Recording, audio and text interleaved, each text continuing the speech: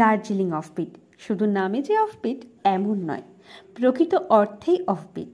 আর হ্যাঁ, বর্ষায় যদি আপনি পাহাড়ে যাওয়ার কথা ভাবেন তাহলে আজকের ভিডিওটা আপনারই জন্য।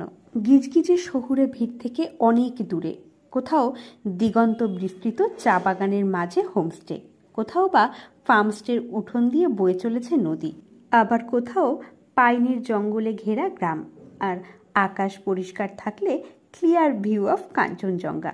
আজকের ভিডিওতে দার্জিলিং জেলার 3টে অফবিট জায়গার সন্ধান দেব, যেখানে প্রকৃতিকে খুব কাছ থেকে অনুভব করতে পারবেন। প্রথমেই বলবো তাবাকসির কথা। রাংভাং নদী বয়ে চলেছে এই তাবাকসির ওপর দিয়ে। পাথরের ফাঁক দিয়ে বয়ে চলা নদী, বাঁশের সাঁকো, একটা গোটা দিন কাটিয়ে দেওয়া যায়। আর সাথে যদি এমন একটা ফার্মস্টে পাওয়া যায় যার উঠোন দিয়েই বয়ে চলেছে নদী, তাহলে কেমন হবে বলুন তো?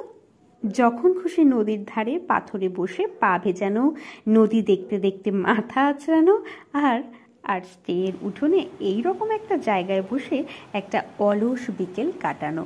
এবার বলবো কাঞ্চনজঙ্ঘা ভিউ এক গ্রামের কথা। এই গ্রামের প্রায় সব জায়গা থেকেই কাঞ্চনজঙ্ঘা দৃশ্যমান। সানরাইজ ও সানসেটের সময় কাঞ্চনজঙ্ঘার রং পরিবর্তনের খেলায় মেতে ওঠে।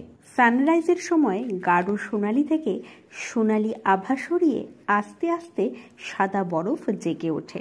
আর তার সাথে এমন যদি একটা হোমস্টে হয় যেখান থেকে ভোরবেলা কম্বল সরিয়ে চা খেতে খেতে কাঞ্চনজঙ্ঘার সাথে বেশ করে ভাব জমানো যাবে।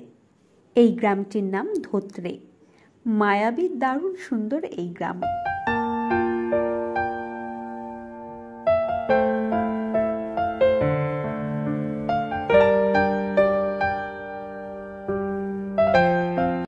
তৃতীয়ত বলবো মিরিকের কাছে গোপালধারা টি এস্টেটের মধ্যে স্লে মোড়ে এই জায়গাটির কথা।